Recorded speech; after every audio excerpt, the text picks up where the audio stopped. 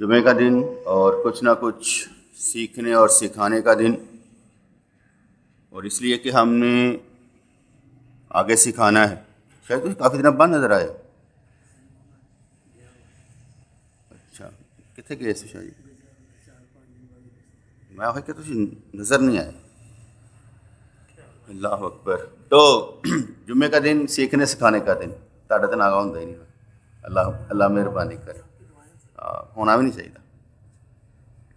تو جمعے کا دن سیکھنے اور سکھانے کا دن، اور 15 شعبان کے بعد اب 15 شعبان، ابھی دن روزے والا سب نے روزہ رکھا ہوا ہے؟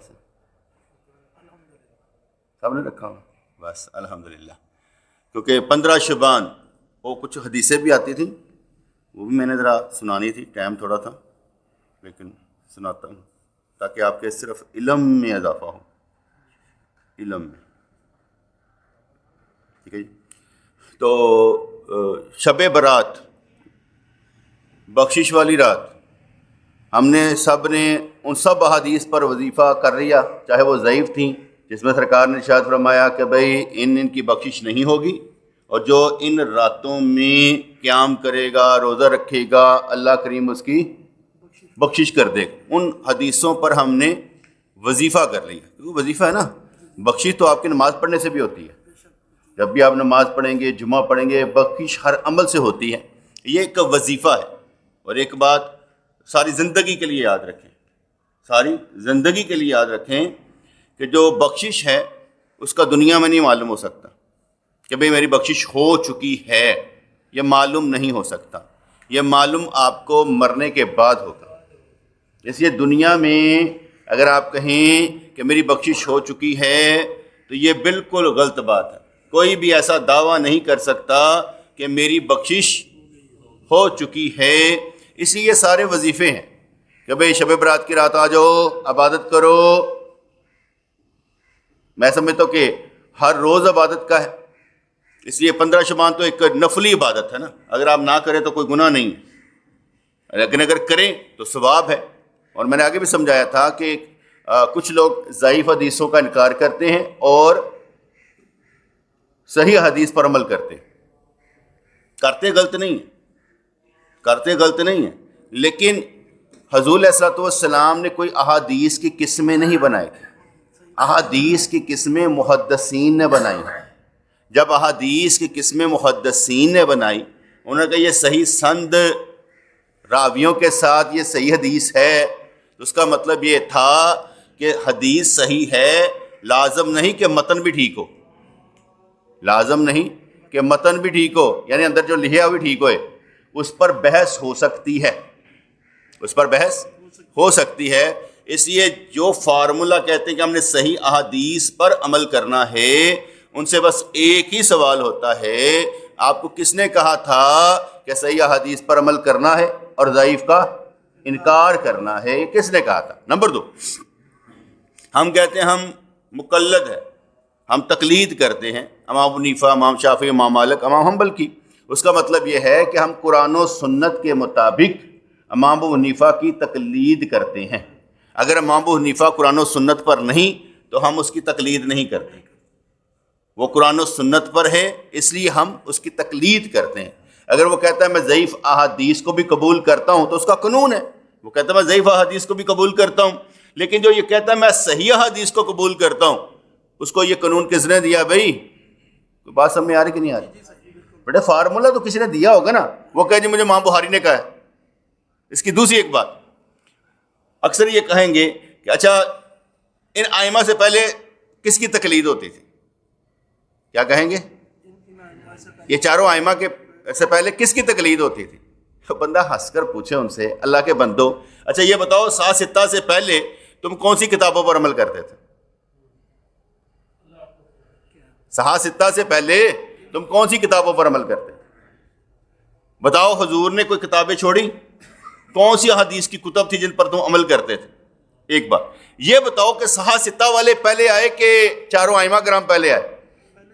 پہلے چاروں ائمہ کرام آئے۔ پھر یہ بتاؤ کہ جو ائمہ تابعین میں سے ہوں، اور حضور نے فرمایا سب سے پہلا میرا دور، اس کے بعد صحابہ کرام کا، اس کے بعد تابعین کا دور، تو وہ تابعین کے دور میں حدیث میں آ گیا، تو جو تابعین کے دور میں ہیں وہ اعلیٰ اور افضل ہوئے۔ تابعی تو وہ ہوتے ہیں نا جن کی ایک بات بھی حدیث ہو جاتی ہے، مقطوع حدیث بن جاتی ہے۔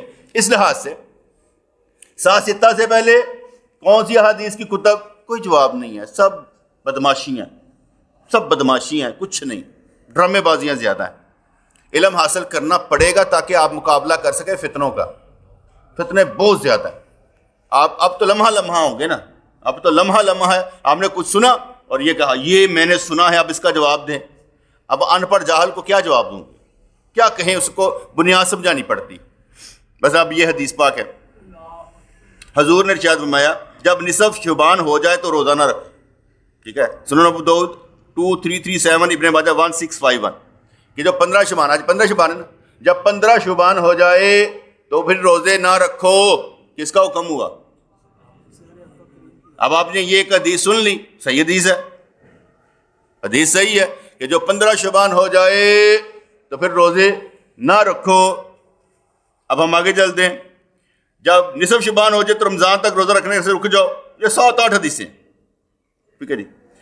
اب دوسری حدیث سن لیتے ہیں، صحیح بخاری آتا ہے 1914، رمضان المبارک سے 1 یا 2 دن پہلے روزہ نہ رکھو، لیکن وہ شخص جو پہلے روزہ رکھتا رہا ہے اسے روزہ رکھ لینا چاہیے۔ یہ صحیح بخاری کی حدیث ہے کہ ایک رمضان المبارک تو 1-2 دن پہلے حدیث کی آئی سی 15 تو بعد روزے نہیں رکھنے۔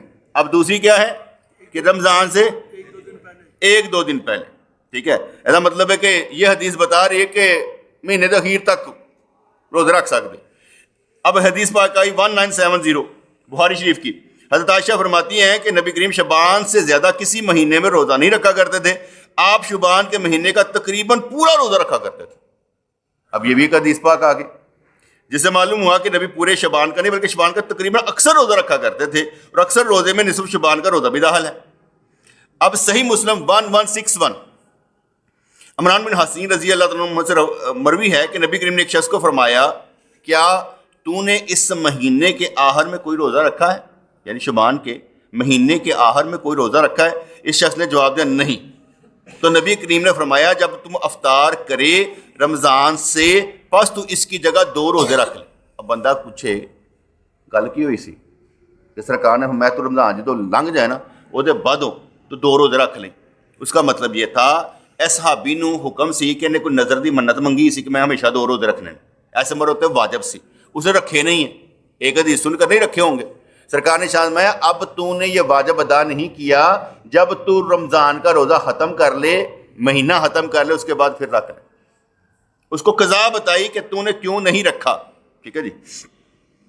اس لیے پہلی بات، جس نے شعبان کے شروع سے روزے رکھے وہ آخر تک روزے رکھ سکتا ہے۔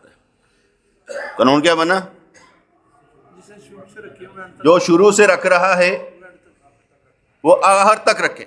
میں نے جب شروع ہوا تھا نا جمعہ ہفتہ اتوار نہیں رکھا اور پچھلا جمعہ نہیں رکھا، باقی سارے روزے رکھے مسلسل لگے رکھا جایا۔ میں کہ میں سرکار دے نال کھڑا ہونا، بھائی مزہ لینا چاہیے تھا نا کہ بھائی میں بخشش کے لیے میں سرکار کے ساتھ کھڑا ہوں تو میں فرض کھڑا ہوں۔ شیطان نے بڑا ڈرایا، میں کہا ڈراندہ رہا، میں کہا باز آنا، واری آئی ہے، وقت مل گیا، پچھلے سال نہیں رکھے تھے اب رکھنے لگا ہوں، پچھلے سال تھوڑے رکھے تھے، اب موڈ آیا ہوا ہے سارے رکھ لے، آخر تک چلتے رہیں گے، کوئی فرق نہیں پڑتا، کوئی مسئلہ نہیں۔ جو شعبان کے شروع سے رکھے وہ 15 شعبان کے بعد تک رکھ سکتا ہے۔ نمبر 2، جس نے پہلے نہیں رکھے وہ بعد میں نہ رکھے۔ ایک حدیث کا میں نہیں سمجھا رہا ہوں ورنہ آپ بعد میں بھی رکھ سکتے ہیں، ٹھیک ہے جی۔ جس نے نظر کے روزے مانے ہوئے ہیں وہ بھی رکھے۔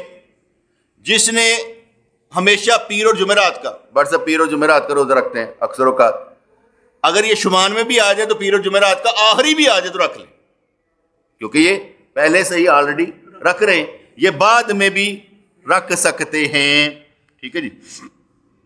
اور یہ اکثر اس لیے کہا گیا کہ 15 شعبان کے بعد روزے نہ رکھو کیونکہ اگر تم کمزور ہو گئے تو آگے رمضان آ رہا ہے تو یہ نہ ہو کہ اس میں تھوڑی کمی کوتاہی آ جائے، تو اس لیے اگر کوئی بندہ کمزور ہو جائے روزہ رکھنے سے تو وہ آگے مشکل پیش آئے گی، اس لیے نہ رکھے، 15 شعبان سے پہلے روزے رکھ لے۔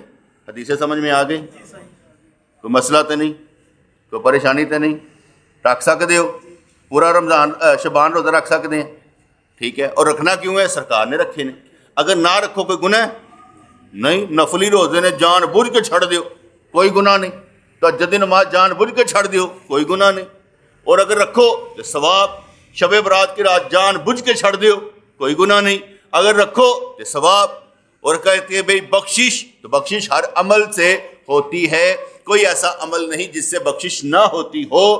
میں نے آگے بتایا تھا ایک جمعے سے لے کر دوسرے جمعے تک اللہ تعالیٰ بلکہ 2 دن مزید کے گناہ معاف کر دیتا ہے. جو جمعہ پڑھنے آ جاتا ہے اس کے ساتھ نہیں 9 دن تک گناہ معاف کر دینا, حدیث پاک میں آ جاتا ہے, تو بخشش ہو جاتی ہے.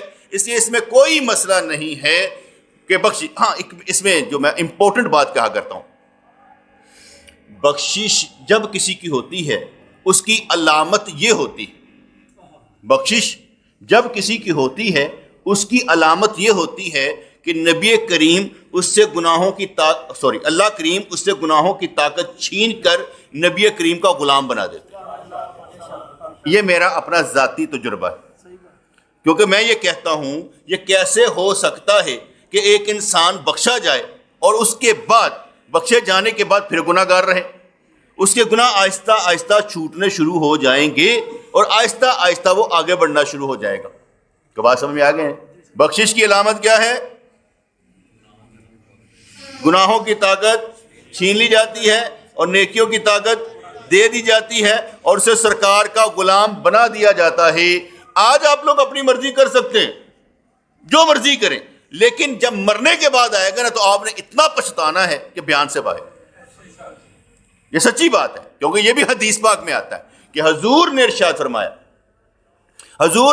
فرمایا کل قیامت والے دن جہاں گنہگار روئیں گے نیکوکار بھی بڑے روئیں گے.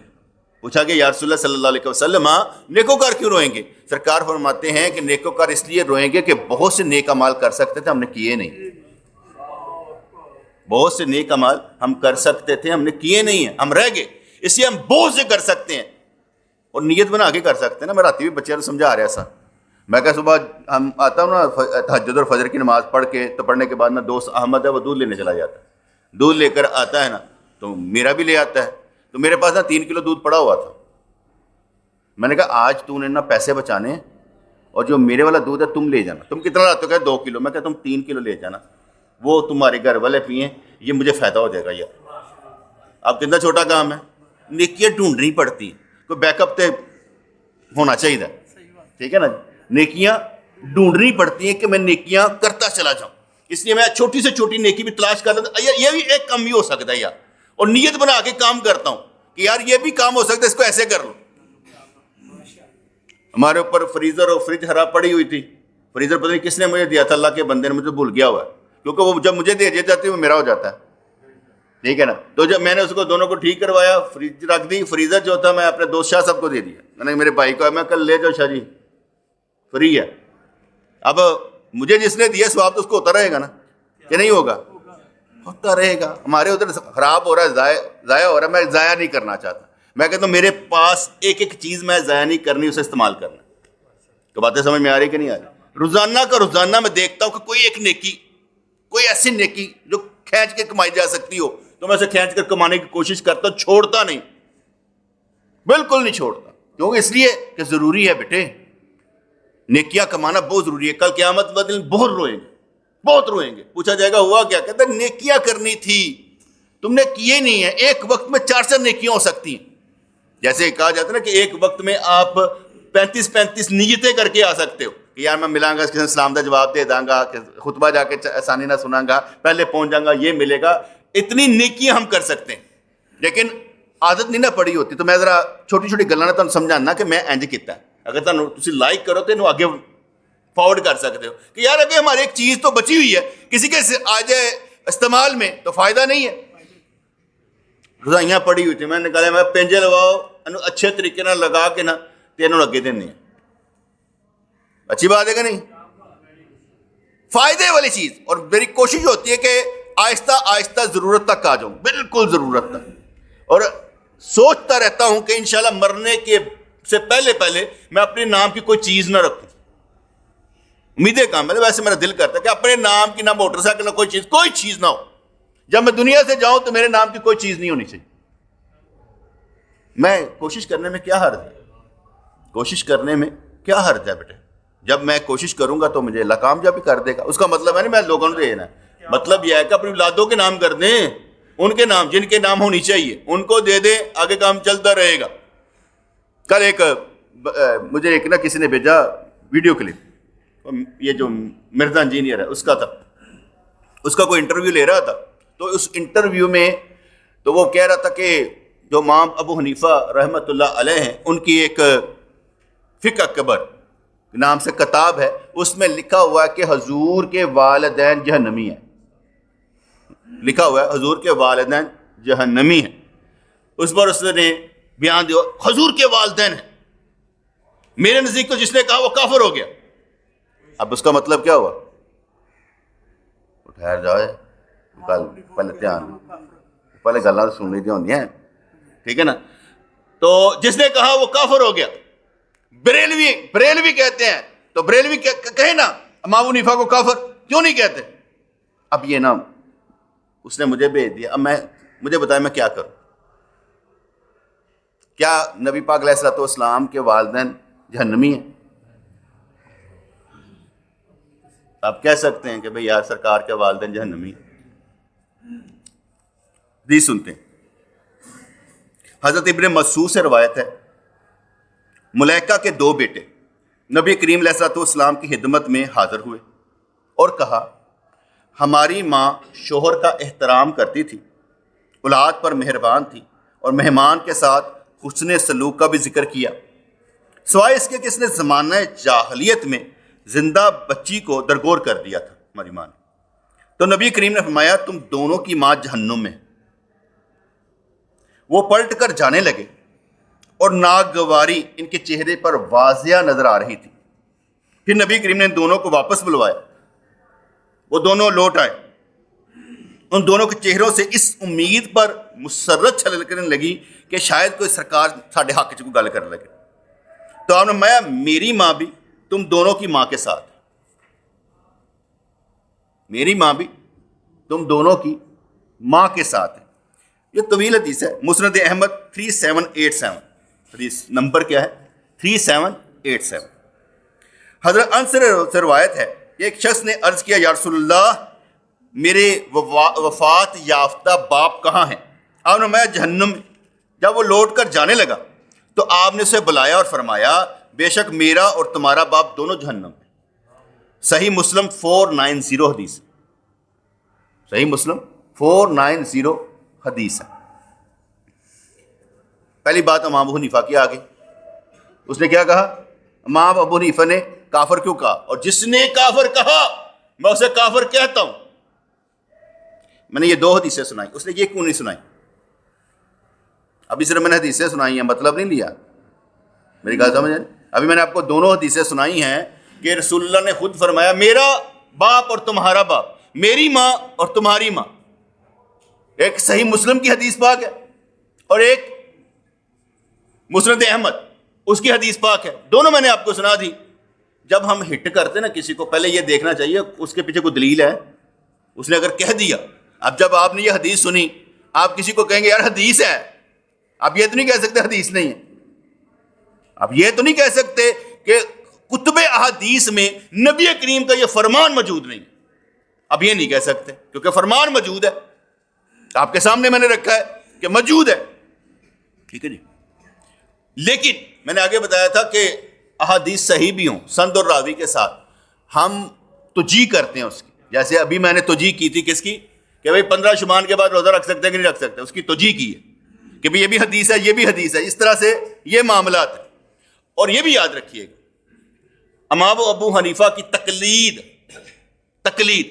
امام ابو حنیفہ نے نہیں کہا تھا میری تقلید کرنا. میں نے آگے کئی دفعہ بیان کیا, امام ابو حنیفہ, امام شافعی, امام مالک, امام حنبل نے نہیں کہا تھا کہ ہماری تقلید کرنا. یہ قانون کب بنا تھا؟ جب شاہ بیبرس نے وہ کیا کہتے ہیں منگولوں کی گردنیں اڑا رہی تھی نا این جلوت کے مقام پر, بس ٹھیک ٹھاک. اور جتنے یہ منگول تھے نا چنگیز خان کے خاندان سے, ان کی گردنیں اڑا کے نا مینار بنا دیے تھے پکڑ کے. کلے بندے نے اس وقت کرنا ہے سب دی فٹی گم کر دی. اتنا تھا وہ کھانا, آنکھ سے ایک ضائع ہو چکی تھی, لیکن اس نے ایسا کام کیا کہ مسلمان ٹھہر گئے. وہ بنو باز کا دور تھا. کس کا دور تھا؟ بنو باز کا اخیر دور تھا. اس نے بھی بنو عباس کے خلیفہ کی بیعت کر لی ہوئی تھی, لیکن اصل حکمرانی اسی بندے کی چلتی تھی, شاہ بیبرس رحمۃ اللہ علیہ کی. ہم اسے شاہ بیبرس رحمۃ اللہ علیہ کہتے ہیں کیونکہ اس نے مسلمانوں کو سٹینڈ کر دیا. جس نے جس جگہ پر مسلمانوں کو کھڑا کیا ہم اس کی عزت کرتے ہیں, ان کو امام ہی مانتے ہیں. یار یہ ہمارے امام ہیں. انہوں نے اس وقت میں جیسے گمراہی تھی بہت زیادہ, ان لوگوں نے سٹینڈ لے کر ہمیں کھڑا کر دیا. تو اس بندے نے چاروں علماء کرام, امام شافی کے ماننے والے, امام حنبل کے ماننے والے, امام مالک کے, امام ابو حنیفہ, سب کو بلایا. انہوں نے کہا مینوں حالت دسو, لڑائیاں بند کرو جو تسی کرتے پہ, مسجداں دے قبضے تے ادھر ادھر دی گلاں کرتے ہو, سب بند کرو, مجھے یہ بتاؤ کیا حل ہے. انہوں نے کہا جی, سب نے مل کر نہ پروگرام بنایا. انہوں نے کہا جی 4 قاضی مقرر کر دیں. فرض کریں آپ امام ابو حنیفہ کے ماننے والے, آپ نے 10 روپے کی چوری کی ہے تو ان کے نزدیک 1 انگل کاٹنا ہے. میں مثال دے رہا ہوں. آپ امام شافی کے ماننے والے ہیں, انہوں نے مطلب کہ 2 انگلیاں کاٹ دو. کسی امام مالک نے کہہ دی 10 انگلیاں کاٹ دو. کل سمجھ آ رہی نا. جس کا جو فتویٰ ہوگا, جو جس کا ماننے والا ہوگا, اس کا اتنا ہی ہاتھ کاٹا جائے ہر معاملے میں. صرف یہ نہیں ہے زکوٰۃ ہو, رمضان ہو, نماز ہو, جس طریقے سے اس نے بیان کیا ہے, جو جس کا ماننے والا ہوگا اس کے اوپر وہی حد لاگو ہوگی. انہیں قبول ہے. انہیں 4 قاضی مقرر کرتے, جی میں تھوڑے شناختی کارڈ بن جاتے نا, اس طرح جی میں حنفی, میں شافی, میں مالکی, میں حنبلی. اب اس نے کہا آپ نے اس طریقے سے رہنا. یہ کس نے کیا تھا؟ شاہ بیبرس کے دور میں, اور خلافت عثمانیہ کے دور. اس کے بعد خلافت عثمانیہ آئی, بنو عباس کے بعد خلافت عثمانیہ کے دور. خلافت عثمانیہ میں بہت کام ہوا ہے. خلافت عثمانیہ علماء کرام کی خدمت کرنے والے لوگ تھے. مجھے نہیں معلوم ہوتا, آپ بنو امیہ کے دور کو پڑھ لو, یہ ہو گیا وہ ہو گیا, تاریخ بتاتی ہے. بنو عباس کا دور پڑھ لو, تاریخ بڑے بڑے غلط بتائے گی. اور یاد رکھیے گا, ہم نے تاریخ پر نہیں رہنا, ہم نے قرآن و سنت پر رہنا. جو تاریخ پڑھ کر بہت سے لوگ گمراہ ہوتے ہیں, تاریخ پڑھ کے بہت سے لوگ گمراہ ہوتے ہیں, قرآن و سنت پر رہنا. اور میں نے آگے بتایا تھا قرآن و سنت کا مطلب یہ ہے کہ میرے نبی کی جو حدیث ہے, اگر میرے نبی نے فرما دیا معاویہ وہ جو بحری بیڑا ہوگا اس میں جائے گا, جو بھی وہ جنتی ہوگا, معاویہ یا اللہ سے کیا کہتے ہیں حساب کتاب کا علم عطا فرما, یا اللہ سے مہدی بنا. یہ کس کی آواز ہے؟ حضور کی. اگر حضور نے فرمایا کسی کے بارے میں تو ہم کہیں گے اب اس کو حدیث سے نکال نہیں سکتے, حضور کے جانے کے بعد بھی وہ ہمارے ایمان میں شامل ہے. اگر آپ اس کو نکالتے ہیں تو پھر اہل بیت کو بھی نکال دیں, پھر جس کو چاہے نکال دیں.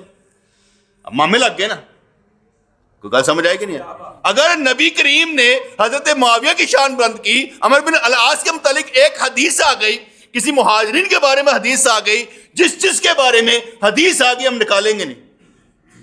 کیوں؟ اگر ہم بیٹے حدیث نکالتے کہ میں نے یہ بندہ پسند تو نبی نہیں پسند. سرکار کے بعد تو جمل و صفین بہت کچھ ہوا ہے, تاریخ کو چھوڑ. میں ایک مثال دیتا ہوں, غور سے سنیے گا. حضور کے بعد حضرت علی رضی اللہ تعالیٰ عنہ کی جنگ ہوئی حضرت عائشہ صدیقہ طیبہ سے, حضرت علی کی جنگ ہوئی حضرت معاویہ رضی اللہ عنہ, دونوں ہستیوں سے. اہل بیت یعنی گھر والی سے ہوئی جنگ اور صحابی سے ہوئی جنگ, اور دونوں جنگوں کے بعد آپ نے ان کو بھائی کہا ہے, دشمن نہیں کہا. کیا کہا ہے؟ بھائی. انہوں نے کہا سب کے جنازے ہوں گے, یہ باغی نہیں ہے. مولا علی نے کسی کو باغی نہیں کہا. مصنف ابن شیبہ شیبہ میں کہا یہ ہمارے بھائی ہیں. جب مولا علی نے ان کو بھائی کہا ہے تو باغی کہنے والے کون ہیں؟ حدیث کی توجیہ کر کے ادھر لے کر جانے والے بدماش ہیں. مولا علی سے بڑھ کر ہے جو کہانیاں سناتے رہتے نا کہ حضور کو زہر دے دیا گیا, فلانا کام ہو گیا. تم اہل بیت کے لبادے میں فلاں کام کیا کر رہے ہو؟ تمہیں حضرت علی نے کہا تھا ایسا ہوا ہے, اور میں نے آگے بھی آپ کو سمجھایا تھا, بار بار سمجھ لیجئے گا. کسی قاتل کو قاتل ثابت کرنے کے لیے 2 گواہ لازم, یا قاتل خود کہے میں نے قتل کیا. آپ سارا ملبہ حضرت معاویہ رضی اللہ تعالیٰ پر چھوڑ دیں. کیا حضرت معاویہ نے اقرار کیا میں نے قتل کیا؟ کیا حضرت معاویہ رضی اللہ تعالیٰ نے کہا کہ یہ 2 بندوں نے گواہی دی؟ نہیں. کتابیں پڑھ کر فیصلہ نہیں ہوگا.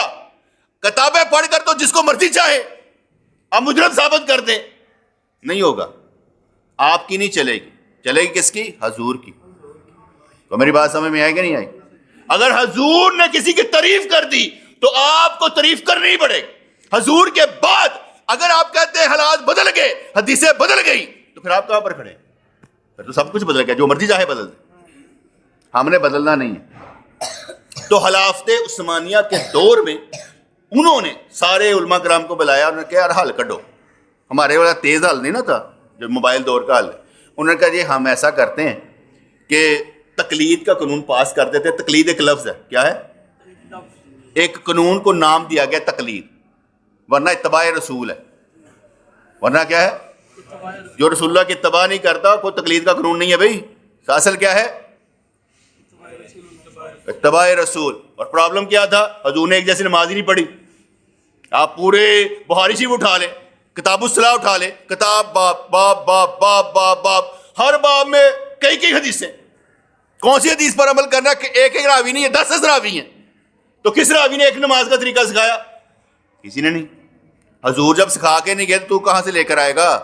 چاروں خلفاء کرام کا ایک طریقہ نہیں ہے, کیونکہ ان کو ضرورت نہیں تھی. آپ پڑھ لیں صحیح بخاری کی حدیث پاک ہے کہ عبداللہ بن عمر رضی اللہ تعالیٰ سے پوچھا گیا, حضرت معاویہ ایک وتر پڑھتے ہیں, آپ 3 وتر پڑھتے ہیں. انہوں نے فرمایا وہ مجتہد ہے, فقیہ ہے. کیا فرمایا؟ کس کو؟ حدیث کون سی ہے؟ بخاری کی. وہ کیا ہے؟ کہتے ہیں صحیح بخاری میں حضرت معاویہ کا ذکر نہیں آتا, تو حضرت معاویہ کا ذکر ہے صحیح بخاری میں. اور کہہ کون رہے ہیں؟ عبداللہ بن عمر رضی اللہ عنہ کہہ رہے ہیں, فرما رہے ہیں کہ وہ فقیہ ہیں, مجتہد ہے. اس لیے صحابہ کرام نے ایک جیسی نماز پڑھی نہیں تھی. یہ تو بعد میں آ کر تابعین کے بھی لڑائیاں رہیں اور پھر قانون سازی ہوئی, فقہی قانون بنے. حضرت امام ابو حنیفہ نے اپنا قانون بنایا, امام شافعی نے اپنا, امام مالک نے اپنا, امام حنبل نے اپنا قانون بنایا, اور پھر فیصلہ ہوا 600 سال بعد کہ ہم 4 میں سے کسی ایک کی پیروی کر لو, تقلید کر لو تو آپ اہل سنت ہے. اور جس طرح اس نے عمل کیا ہے جو قانون کے مطابق ہے, اس کے مطابق آپ نے فتویٰ دینا. تو کل سمجھ آ گئی؟ کب بنا تھا یہ قانون؟ امام ابو حنیفہ کے دور میں نہیں, امام شافعی کے دور میں نہیں, امام مالک کے دور میں نہیں. کس کے دور میں؟ خلافت عثمانیہ کے دور. جب یہ قانون بنا تو خانہ کعبہ میں 4 مصلے تھے, 4 جگہ پر ایک وقت میں 4 نمازیں ہوتی تھی. پہلے ایک, پھر دوسری, پھر تیسری, پھر چوتھی, اپنے اپنے وقت پر ہوتی تھی. نہ میرے پاس وہ شیڈول ہے کہ کیسے ہوتی تھی, نہ طریقہ کار کا معلوم ہے, نہ جمعے کا معلوم, نہ حج کا خطبہ کون دیتا, ککھ نہیں معلوم, کیونکہ ریکارڈ سب ضائع, کوئی ملتا نہیں ریکارڈ. اور ریکارڈ ضائع کرنے والے کون ہیں؟ جنہوں نے قانون توڑا, جنہوں نے قانون توڑا. اب کہتے ہیں امام کعبہ کے پیچھے نماز پڑھو. پڑھو, میں تو کوئی منع نہیں کرتا, سارے پڑھو, لیکن طریقہ پوچھے کون سے طریقے پر ہے. حنبلی ہے, غیر مقلد ہے, کون ہے؟ اگر وہ چاروں ائمہ کرام کو ماننے والے ہیں تو ایک ایک نماز ائمہ کرام کے ساتھ پڑھ لیں, کبھی حنفی پڑھے, کبھی شافعی, کبھی مالکی, کبھی حنبلی, پتہ لگے ساروں کے ساتھ ہے. کوئی گل سمجھ آئے کہ نہیں ہے؟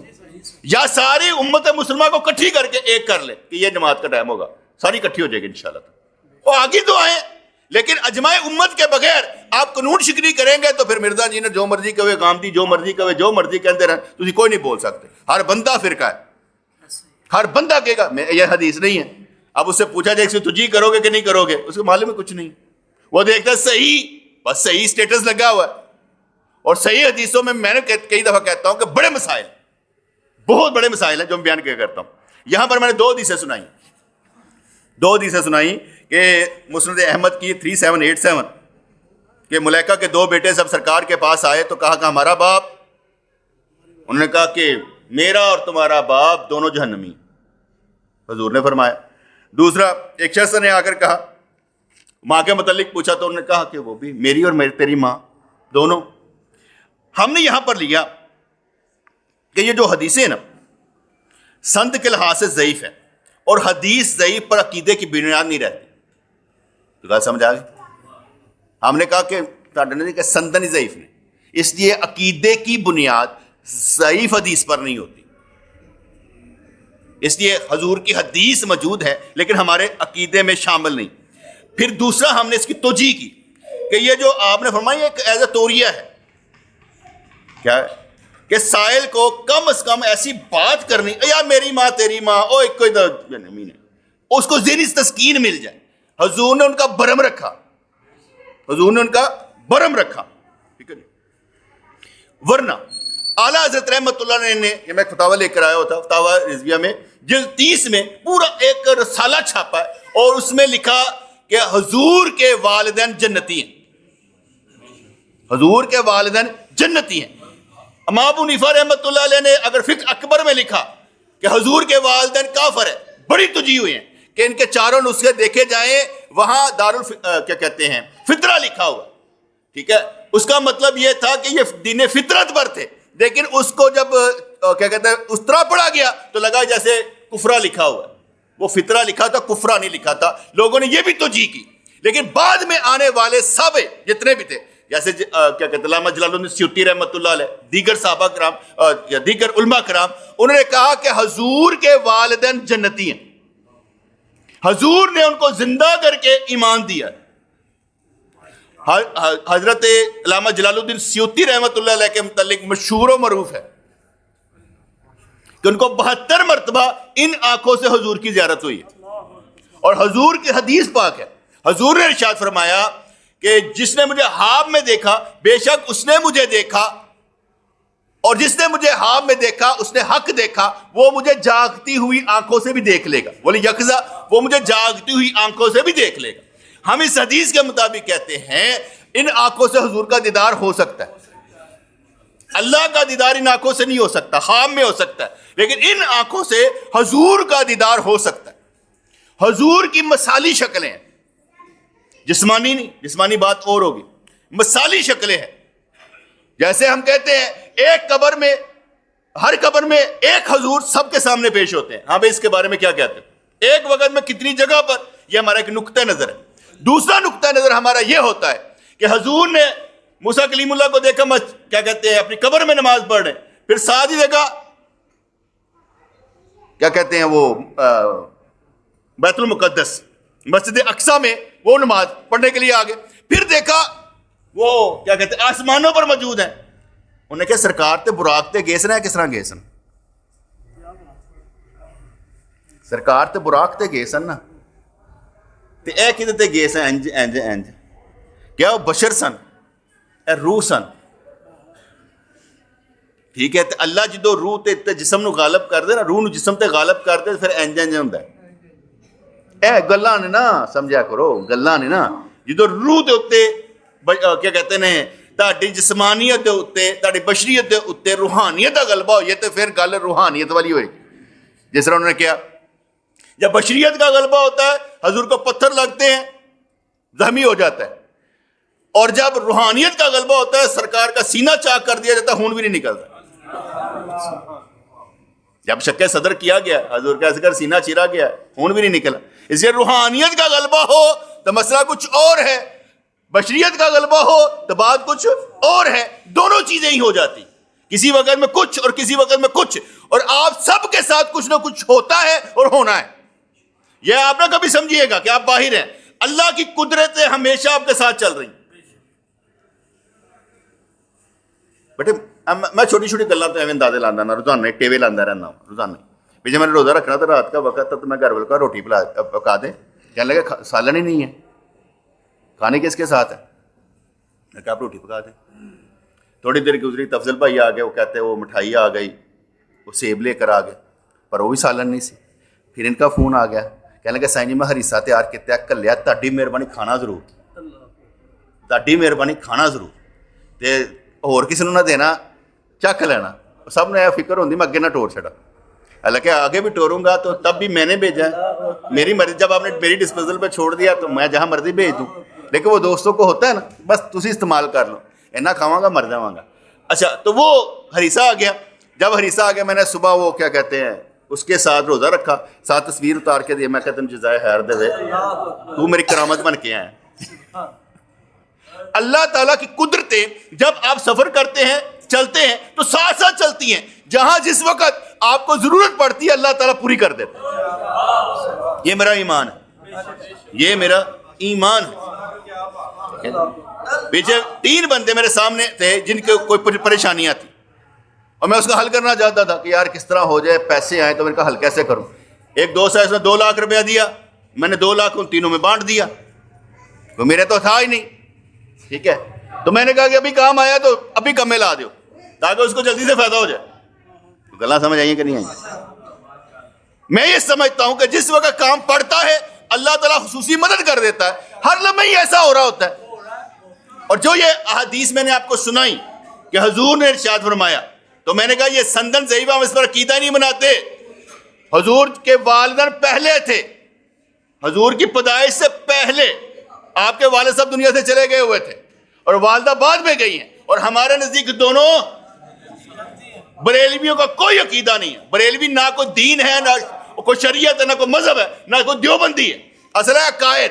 جو بریلوی قرآن و سنت پر نہیں بریلوی نہیں, جو دیوبندی قرآن و سنت پر نہیں دیوبندی نہیں, جو قرآن و سنت پر ہے وہ ہے اہل سنت. میری بات سمجھ میں آ گئی. اور میں آگے بھی بتایا تھا, رولا ڈالا تھا دیوبندی اور بریلوی کا, بس وہی حسام الحرمین کے فتوے ہیں روزہ. کس کیا رولے ہیں کہ جو ان کی 4 کفریہ عبارتوں پر فتوے لگے تھے نا, رولا وہیں سے شروع ہوا تھا. اب کیا ہے, بریلوی شیعوں کی پک مارتے ہیں اور دیوبندی وہابیوں کی پک مارتے ہیں. مسئلہ یہی ہے, جہاں سے روٹی مل رہی کھا رہے ہیں. سیدھی سی بات ہے, یہ کون سا مسئلہ ہے؟ جس کو جہاں سے روٹی مل رہی ہے وہ روٹی کھا رہا ہے. آپ کو روٹی ملے گی, مجھے مسجد کے یہاں سے روٹی ملے گی تو میں یہیں کے پاک ماروں گا نا. میں اس کی مثال سمجھاتا ہوں. ایک بندے نے کہا کہ ابو جہل کو, مولوی صاحب تقریر کر رہے تھے, کہتے ابو جہل کو جس نے مارا نا وہ ارائی بچے تھے, ارائی کے لوگ تھے, ارائی تھے. اور کہتا جی وہ کس طرح؟ کہتا وہ کھیتی باڑی نہیں ساری کر دے سنتے, ارائی کی کر دیں, کھیتی باڑی کر دیں. کہتے وہ کر دیتے ہیں نا, پر مسئلہ کی یہ کہتا رائیاں نے مارے اسی. جمعہ ختم ہوا, بندے نہیں ہزم ہو رہے سے گالوں کے اندر, مولوی صاحب ارائیاں نے کس طرح مارے تھے؟ کہنا گال سن, مسجد ارائیاں نے بنائی ہے. سمجھ آئی ہے نا؟ تو میں ذرا طریقے نہ گل کرنی ہوتی ہے, رائی میں خوش ہوئی. انہیں اتوں کہ کھیتی باڑی کر دیں, یہ بھی کھیتی باڑی کر دیں, انہوں رائی بناتا پڑ کے. ہم یہ لوگ ہیں جس کا مزاج دیکھا جس طرح کا ہے اس کو ویسی بات کرتے. میں مزاج کے مطابق قطن بات نہیں کرتا, میری کوشش ہوتی ہے قرآن و سنت کے مطابق بات کی. کیونکہ اگر میں آپ کا آپریشن کروں گا تو اس کا مطلب مجھے حق حاصل ہے کہ میں آپ کی اصلاح کر سکوں. اگر میں حق حاصل نہیں ہے آپ کی اصلاح کرنے کا, میں کون ہوں؟ میں یہاں بیٹھا کیوں ہوں بھائی؟ بیٹھے اس لیے ہوں کہ میں نے اصلاح کرنی ہے. جو اصلاح نہیں کر سکتا وہ پیر کہلانے کا حق ہی نہیں ہے, عالم کہلانے کا حق ہی نہیں ہے. وہ تو علماء سو میں سے جو لوگوں کے مزاج کے مطابق بات کرتا ہے. میں نے لوگوں کے مزاج کے مطابق بات نہیں کرنی, میں نے اللہ اور اللہ کے رسول کی بات کرنی, سیدھی کرنی. اس لیے بریلویوں کا کوئی عقیدہ نہیں ہے کہ حضور کے والدین جو ہیں وہ جہنمی ہیں, نعوذ باللہ. ہمارا عقیدہ یہ ہے, میرا عقیدہ یہ ہے, میرا عقیدہ یہ ہے میرے والدین جہنم میں جا سکتے ہیں, میرے نبی کے نہیں جا سکتے. میرا عقیدہ یہ, اس حوالے سے بات کر رہا ہوں, اس حوالے سے. ورنہ میرا یہ عقیدہ میرے والدین بھی جنتی ہیں. ویسے میں آپ کو سمجھانے کی بات کے لیے کہا کہ بھئی عقیدے کے لحاظ سے بات ہو تو اپنے والدین کو نیچے کرو, نبی کے والدین کو نہیں. کیونکہ جس کے بارے میں تو میرے چچا ابو طالب کے بارے میں کھلا واضح قرآن کی آیتیں اور حدیثیں موجود ہیں کہ وہ ایمان نہیں لایا, وہ ایمان نہیں لایا. بلکہ صحیح بخاری کے حدیث پاک ہے نا کہ حضور علیہ السلام و تحیت و ثنا, آپ سے پوچھا گیا چاچا ابو طالب میں آپ کی بڑی خدمت کی, اس کو فائدہ کیا ہوا آپ کی خدمت کرنے کا؟ تو آپ نے ارشاد فرمایا جہنم کے سب سے نیچے طبقے پہ تھا, میرے ہاتھ سے میں نے کھینچ کر کے سب سے پہلے اوپر والے طبقے میں لے آیا, اور اس کو کم سے کم عذاب ہو رہا ہے. اور کم سے کم عذاب جو سرکار نے بتایا تھا میں کہ اس کے جوتے آگ کے ہیں جس سے اس کا دماغ ایسے کھولتا ہے جیسے پریشر کوکر, یہ اسے کم سے کم اس کو ہو رہا ہے. اور علماء نے اس کی توجیہ یہ کی کیونکہ سارا جسم سرکار کے ساتھ تھا خدمت میں, پاؤں کفر پر تھے, اس لیے پاؤں میں جوتی پہنائی گئی تاکہ یہ دماغ کھولے. کہ طرف دماغ کم نہیں کرتا پیسے. خود تو لوگوں کو روکتے تھے اس سے, لیکن خود ایمان کیوں نہیں لاتے تھے؟ اس سے میں ذرا ہٹ کے مثال دینے لگا. ہم ایک عرس پر گئے ہوئے تھے, ہمارے پروموشن ساتھ تھے, تو ہم پہلے پہنچ گئے. جو پہلے پہنچ گئے تو ہم ان کے ساتھ رہے, سارا چیزیں محفلیں سیشن اٹینڈ کرتے رہے. کچھ لوگ بعد میں آئے, گاڑیاں بھر کے 200-300 بندوں کی گاڑیاں بھر کے لائے. آپ نے فرمایا کہ آپ دیر سے آئیں, کہا صحیح بندے اکٹھے کر دینا, ٹائم لگ گیا. کہتے آپ بندے نہ اکٹھے کرتے خود آتے, آپ نے یہ وقت کیوں ضائع کیا بندے اکٹھے کرنے میں؟ بندے اکٹھے نہیں کرنے, خود پہنچے. تو بات سمجھ میں ہے کہ آپ نے میں جو پہلے پہنچا وہ کامیاب ہے, وہ بیٹھا ہوا ہے. اور سب سے بہتر چیز بیٹھنا ہے, سب سے بہتر چیز بیٹھنا ہے. بیٹھنے کی عادت ہمیں نہیں ہے. مثال کے طور پر 15 شعبان کو کیا کرنا تھا؟ بیٹھنا ہی تھا. قیام ہی کرنا تھا کہ کھڑے رہو میرے لیے. دعا کریں اللہ تعالیٰ صدقے میں ہمیں نا عبادت کا شوق عطا فرمائے. ہمیں اللہ کے لیے کھڑا ہونا، دیر تک کھڑا ہونا. ہم صبح فجر کی نماز پڑھتے ہیں، یہ 5 رکوع پڑھا دیتا ہے امام زادہ جتنے میں پڑھنا، وہ 5 رکوع پڑھانا، میں کھڑا رہنا، میری لتاں درد کر دیا، میں خوشی ہوتی کو کھڑے تو ہونا. 2 منٹ کی قرات کے بعد ختم کر دیا، مزہ ہی نہیں آتا نماز پڑھنے کا. کہ پتہ لگے پاؤں کھڑے تو ہوئے یار. عادت بڑھنی چاہیے مراقبہ کرنے کی، بیٹھنے کی، ذکر کرنے، عبادت کرنے کا مزہ آنا چاہیے. اور عبادت کا مسئلہ کیا ہونا چاہیے؟ عبادت کا مسئلہ یہ ہے یا اللہ تیری عبادت کرنے سے خلوص کے ساتھ مجھے صرف کچھ نہیں چاہیے سوائے تیرے دیدار، کیونکہ تو نے مجھے پیدا کیا. اگر ماں باپ کو دیکھنا حج کا ثواب تو نے رکھا ہے تو تجھے دیکھنا، یہی میری عبادت کا حاصل ہے. میری ساری زندگی کی عبادت کا حاصل صرف یہ ہے کہ میں تیرے دیدار کے قابل بن سکوں، دنیا نہیں. کیونکہ خدا کی قسم دنیا چونگے میں مل جاتی ہے، دیدار الہی ملنا چاہیے. ہمارے پیر مرشد فرمایا تھا لقائے الہی سے بڑھ کر کوئی چیز نہیں ہے، دیدار الہی سے بڑھ کر کوئی چیز نہیں ہے. دیدار الہی کی دعا مانگنی چاہیے کہ یا اللہ ہمیں اپنا دیدار کروانا. جیسے اکثر کہتے ہیں نا مولوی لوگ حوروں کے لیے کام کرتے ہیں، بھائی حوروں کے پیچھے بھاگنے کا تصور رکھتے ہیں. نہیں بیبی، میں یہ کہتا ہوں تم دنیا میں مجھے اللہ کریم کا دیدار کروا دو، میں نے جنت میں جانا ہی نہیں. اصل جنت کا مطلب کیا ہے؟ اللہ کا دیدار کرنا. تو جلال الدین سیوطی رحمت اللہ علیہ ان صاحبان میں سے تھے جو ان آنکھوں سے سرکار کی زیارت کر لیتے تھے. ان کے بارے میں مشہور تھا کہ بعض احادیث جن کے بارے میں شک ہوتا تھا وہ حضور سے ڈائریکٹ ہی پوچھ لیتے تھے کہ حضور یہ حدیث تو آپ ٹھیک ہے، گردن ہلا دینا ٹھیک ہے. انہوں نے یہ رسالہ لکھا تھا کہ حضور کے والدین جنتی. اکثر میرے سننے میں ہے کہ ملا علی قاری رحمت اللہ نے لکھا تھا کہ حضور کے والدین جہنمی ہیں، نعوذ باللہ. انہوں نے لکھا تھا اور آخر میں جا کر ان کو تکلیف شروع ہوئی، کوئی ایسے لنگڑا پن یا کوئی چیز پیدا ہو گئی، انہوں نے توبہ کی تھی اس پر کہ میں نے یہ غلط لکھا تھا. بڑے سے بڑا بھی جب سرکار کی بات ہو جائے تو پھر دھیان سے. اس لیے امام کیا کہتے ہیں احمد رضا رحمت اللہ پورا ایک رسالہ لکھا ہوا ہے پتہ نہیں کتنے 100 صفحیاں دا، کہ جس میں لکھا ہے ثابت کیا ہے کہ ہمارے نبی کے والدین جنتی ہیں. اس لیے کوئی کہے بریلوی کہتے ہیں، بریلوی کوئی نہیں کہتے، بریلوی تو کہتے پہ جنتی نے. جو ان پڑھ جاہل ہے اسے تو معلوم ہی نہیں کہ رسالہ لکھا ہوا کہ نہیں لکھا ہوا، اسے کیا بیچارے کو معلوم ہے. انہیں فتاوی رضویہ کبھی کھولا ہی نہیں ہے کہ اس وقت جو ترجمے کے ساتھ ہے یہ 30 جلدیں ہیں. جب وہ 8 جلدوں میں تھا میں نے اس وقت پڑھا تھا، جب ترجمے کے ساتھ نہیں تو میں نے اس وقت پڑھا تھا. پھر میں نے یہ خریدا، ذرا آسان ہو گیا ہوا تھا، کیونکہ جب ہم اپنے عقیدے کو نہیں پڑھیں گے تو کہاں جائیں گے. عقیدہ تو پڑھا ہی نہیں ہم نے، اپنی کتابیں تو کھولی نہیں. جو ویڈیو سن لیا، جو ویلاگ سن لیا، اس نے اچھی بات کہی، دل کو لگی ٹھا کر کے. تو نہ تانوں گانے بھی لگتے پے، تانوں فلماں بھی ٹھا کر کے لگ دیا پیا، تانوں یہ بدکاریاں بھی ٹھا کر کے لگ دیا پیا، جو غلط بیان کرتے وہ بھی ٹھا کر کے لگ رہا ہے. کیوں؟ علم ہی نہیں ہے تمہارے پاس. علم والا ہی تو بچے گا، علم والا ہی تو جواب دے گا. جب کوئی سوال کرے آپ کے پاس جواب نہیں تو آپ کو سوچنا نہیں چاہیے کہ میں کہاں کھڑا ہوں، میرے پاس جواب دینے کے لیے کچھ نہیں، مجھے معلوم ہی کچھ نہیں. بیٹے معلوم رکھنا چاہیے، علم حاصل کرنا لازم ہے. اور جہاں پر بات آ جائے ہمارے حضور کی تو ہم نے ذرا دھیان رکھنا ہے کہ میرے نبی کے بولو براز، میں نے کہا پیشاب بہانا، ہم اس میں کہتے ہیں یہ پاک ہے. نبی کے بولو براز کو ناپاک کہنا بھی جرم ہے. ساڈے ناپاک نے حضور کے بولو براز کو ناپاک بھی نہیں کہہ سکتے. کوئی بات سمجھ میں آئے کہ نہیں؟ حضور کی خصوصیت میں سے تھا، حضور جہاں بہانا کرتے تھے زمین کھا جاتی تھی. کوئی جاتا نظر ہی کبھی نہیں آیا حضور کا بہانا. یہ میرے نبی کی شان ہے، خصوصیت میں سے. نکلا بھی کہ نہیں نکلا کسی کو معلوم ہی نہیں. حضرت عائشہ صدیقہ کہتی ہیں ہم اندر جاتے تھے تو خوشبو کے علاوہ کچھ بھی نہیں ہوتا. ہمارے اندر سے خوشبو نکلتی ہے نہیں. میں اس کی کئی مثال سمجھاتا ہوں. حضور لعاب لگائیں، لعاب دہن لگائیں، آنکھ ٹھیک ہو جاتی ہے. حضور لعاب دہن لگائے تو ہڈیاں جڑ جاتی ہیں. کھارے پانی ہنڈیاں میں ڈال دیں تو میرے نبی دے لعاب نے پانی اندر چلا جائے، میرے نبی دے اندر گیا ہے، سرکار نے باہر کھڑیا ہے. جہی چیز لا کے اندر چلی جائے وہ کھاری بھی پاک اور ناپاک بھی پاک. تو گل سمجھ آتے کہ نہیں آتے؟ میرے نبی کے اندر چیز غلاظت والی جا ہی نہیں سکتی. دوسری بات, حضور کو زہر دیا گیا, بوٹی بڑی چبائی تو باہر کاٹ دیتے, کہتے بوٹی کہہ رہی میرے زہر ہے.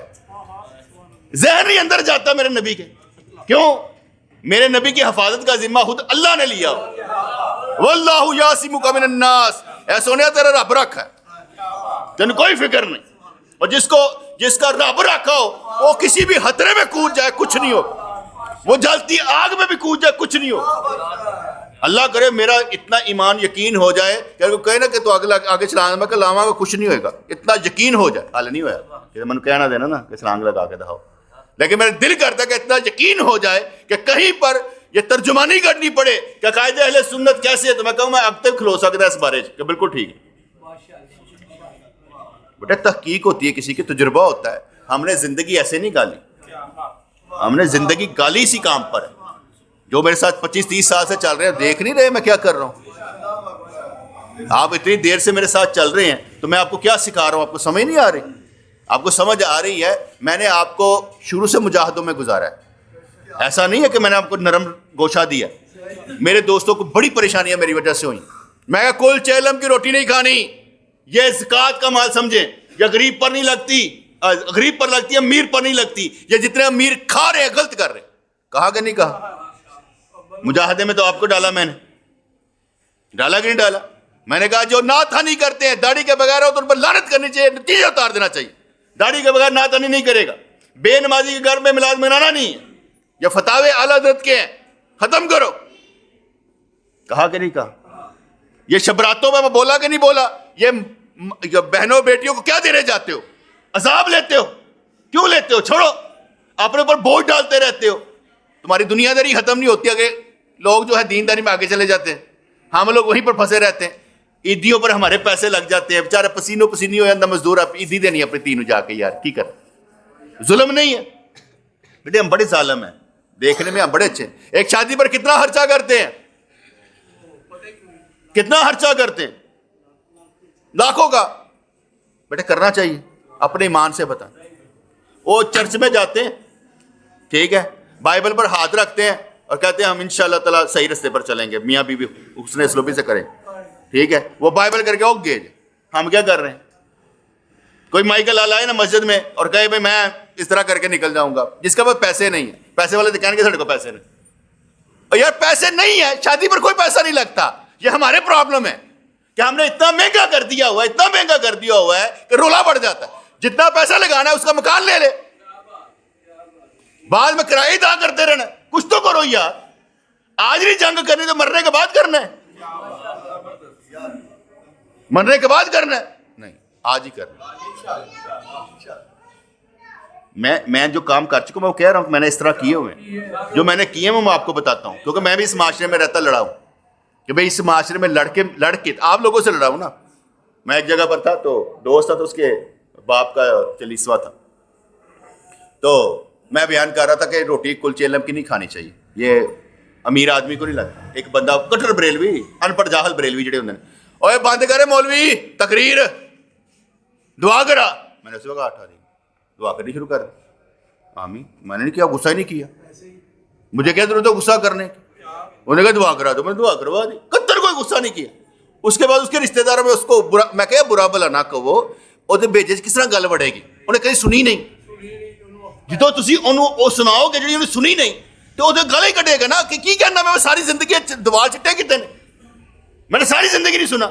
ادھر وہ اس کے والد صاحب آتے ہیں, کہتے تیری گلاں جڑیاں اسی سننے ہیں نا ابھی کدی نہیں سنیاں, میری 65 سال عمر ہو گئی. تو بیٹے نہیں سنائی کسی نے. اچھا جس نے نہیں سنائی کل قیامت والے دن آپ کے ساتھ ہوگا کہ نہیں, کہے گا یا اللہ میں نے بھی جنم بھی سٹ, انہوں نے بھی سٹ کٹھے. یہ یاد رکھیے گا. حضور فرماتے ہیں, قرآن فرماتا ہے کہ کیا کہتے ہیں نا, لوگ کہیں گے یا اللہ ساڈے سرداراں نے دگنا عذاب دئی, انہوں نے سانو گمراہ کیتا. اللہ کرے میں تانوں ہی نال ہی کراں گا, تانوں عقل نہیں سی. ہم تو دنیا کے پل صراط پہ چلتے ہیں نا ڈڈے ہو کے, اس لیے چلتے ہیں کہ اس پل صراط کو گزار لیں گے انشاءاللہ. اگر اس کو نہیں گزار سکے تو اس کو کیسے گزاریں؟ یہ بھی دنیا کا پل صراط ہے نا, جس میں کسی کی نہیں مانی جاتی. مانی جاتی ہے تو صرف اللہ اور اس کے رسول کی. کوئی ساتھ چلے نہ چلے, چلنا اللہ اور اس کے رسول کے ساتھ. بیٹے میری کوئی ذاتی غرض نہیں ہے, مجھے غرض آپ سے محبت کیا ہے؟ بے غرض محبت اس لیے ہے کہ میں چاہتا ہوں کہ میری وجہ سے کوئی گمراہ نہ ہو، میری وجہ سے سارے دین کے رستے پر چلے. یہ میری شدید ترین خواہش ہے کہ میری وجہ سے کوئی گمراہ نہ ہو. کیونکہ دیکھیں آپ نے مجھے آدھا گھنٹہ دیا، 15 منٹ دیے، تو میں نے کوئی نقطے کی باتیں تو کی ہوں گی. آپ کسی اور مسجد میں جا کے اس طرح کے بیان نہیں سنیں گے، کیونکہ میں جلدی جلدی نقطے بیان کر لیتا ہوں. ایک پروگرام میں ایک بات نہیں کر رہا ہوتا الحمدللہ آدھا گھنٹہ لنگ گیا. میں نہیں یہ کام کرتا، میں شروع کرتا ہوں رنڈ کر دیتا ہوں اور اس میں ساری چیزیں ساتھ بیان کرتا چلا جاتا تاکہ سمجھ میں آ جائے کہ اب آپ نے باقی کیسے کام کرنا ہے. لڑائی آپ پر آ کے رکنی ہے احمد، لڑائی تم پر آ کے رکنی ہے. کام کیسے کرنا ہے دین کا؟ کھیلنا ہے تو کھیلیں گے انشاءاللہ، اور اچھا کھیلیں گے، کسی کو جیتنے نہیں دیں گے. وہ کہتے ہیں کھلاڑی کھیلنا مطلب خراب کھیلنا باہر چلا جائے. کہ یار ہوں میری باری نہیں ہے کہ تسی کھیلو، تجھے اچھا کھیل دیو. جب میں یہ سمجھوں گا نا میں تبلیغ ٹھیک نہیں کر سکتا، خدا کی قسم چھوڑ دوں گا ممبر کو، یار کے خود کر لے، کوئی مسئلہ نہیں ہے، آ کے کرے. میں نیچے بیٹھ کے سنوں گا اور سوال کروں گا کہ یار سیکھوں گا، کیونکہ میرا کام ہی سیکھنا اور سکھانے کا، چھوڑوں گا نہیں. تو بات سمجھ میں؟ حضور کے والدین جنتی ہیں. اعلیٰ حضرت کا بھی یہی فتویٰ ہے، ہمارا بھی یہی فتویٰ ہے. اس لیے کوئی یہ کہے کہ فقہ اکبر میں لکھا ہے، اب آپ ابو حنیفہ لکھ بھی دیا تو غلط لکھ دیا ہوگا. یار اس نے یہ حدیثیں سننی ہوں گے، کہہ دیا ہوگا جو میں نے آگے بیان کی ہیں، کہہ دیا ہوگا، ورنہ ہم نے اس کی تشریح کی ہے کہ ایسا اس نے کہا نہیں. لیکن اگر الزام لگاتے ہو کہ اس نے ایسا کہہ دیا تو مان لیتے اس نے غلط کہہ دیا ہوگا. ہم نبی کو جانتے ہیں، ابو حنیفہ کو بھی نہیں مانتے.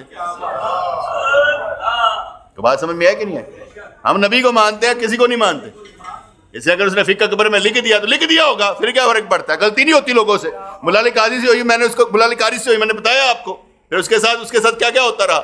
اس لیے ہم نے سوچ سمجھ کر جینا سیکھنا، طریقے کے ساتھ، تدبیر کے ساتھ، حکمت اور دانائی کے ساتھ دین کو زندہ کرنے والوں میں سے بننا.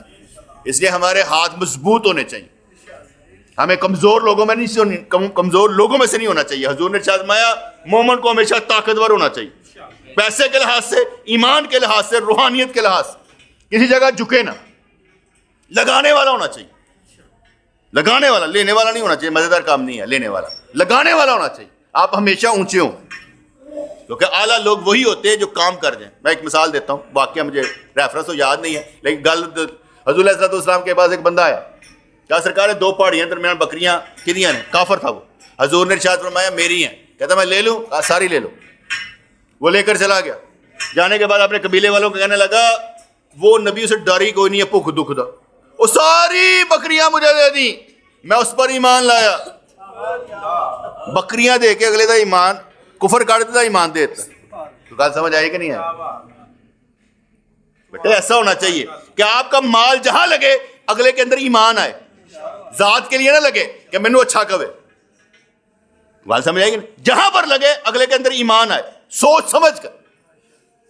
میرا اکثر دل کرتا ہے کہ جو کیا کہتے ہیں نمازی ہوں ان پر زکوٰۃ لگے، بے نمازیوں پر نہ لگے، اچھے لوگوں پر لگے تاکہ وہ آگے آئے نا. فرض کریں جتنا آپ لنگر اور کیا کہتے ہیں درباروں پر لگاتے ہیں، یہ مسجد کے لوگوں پر کیوں نہیں لگاتے؟ ان کو دیں، کیونکہ حضور نے ارشاد فرمایا تمہارا کھانا متقی لوگ کھائے.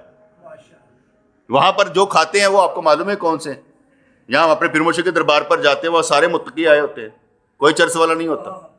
وہاں پر ہم سارے کھانا کھلاتے ہیں، چلو بھی آؤ کھانا کھائیں. گلے سمجھ آئی کہ نہیں آئیں؟ حضور کے والدین